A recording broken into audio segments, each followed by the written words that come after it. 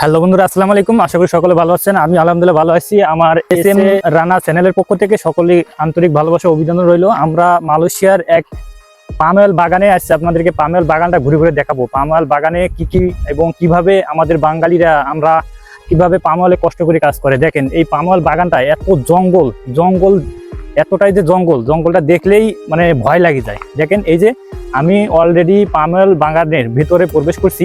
দেখেন এই যে পাম অয়েলের বাগানগুলো, এই গাছগুলো দেখছেন, এই গাছগুলো থেকে আমাদেরকে যে প্রবাসী ভাইরা আছে তারা সকলে এখান থেকে ফল সংগ্রহ করে। দেখেন এই যে জঙ্গলগুলো যে দেখতেছেন, আপনারা যে চারপাশে যে জঙ্গলগুলো দেখতেছেন, এটা হলো পাম অয়েল বাগান। এই যে দেখছেন এটা হচ্ছে পাম অয়েলের গাছ। এই গাছগুলো প্রায় কতদিন হইতেছে, এই যে দেখেন এই যে পাম অয়েল ধরছে, এইগুলো আমাদের বাঙালি ভাইরা কত কষ্ট করে এখান থেকে এই পাম অয়েলগুলো সংগ্রহ করে। দেখেন এই যে পাম অয়েল বাগান, কিন্তু এই বাগানে কাজ করলে বড় ধরনের রিস্ক বলতে প্রচুর রিস্কে তারা কাজ করে।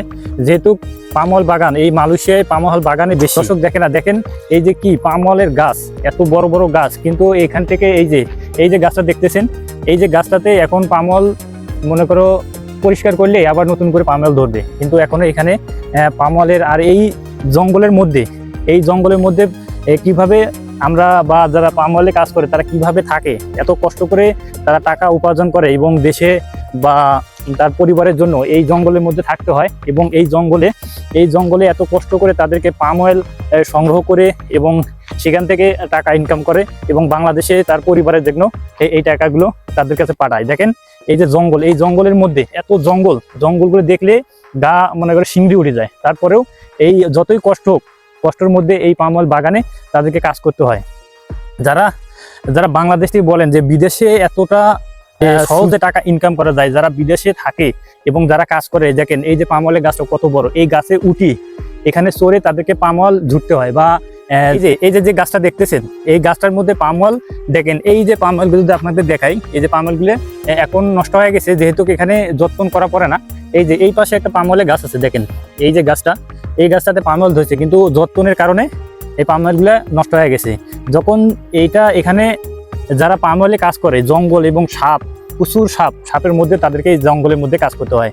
আর যারা বাংলাদেশ থেকে আমার ভিডিওগুলো প্রতিনিয়ত দেখেন, তারা মনে করেন যে বিদেশে বা মালয়েশিয়া যারা কাজ করে অনেক সহজ, কিন্তু দেখেন যারা পাম অয়েলে কাজ করে তাদের কত কষ্ট করে তাদেরকে টাকা, যারা পাম অয়েলে কাজ করে তারা কত কষ্ট করে টাকা উপার্জন করে এবং দেখেন তাদের পরিবারের জন্য এত কষ্ট। আর এত জঙ্গলের মধ্যে দেখেন এই যে জঙ্গলগুলো দেখেন, এই জঙ্গলের মধ্যে তাদেরকে কাজ করতে হয়, কত কষ্ট করে কাজ করতে হয়।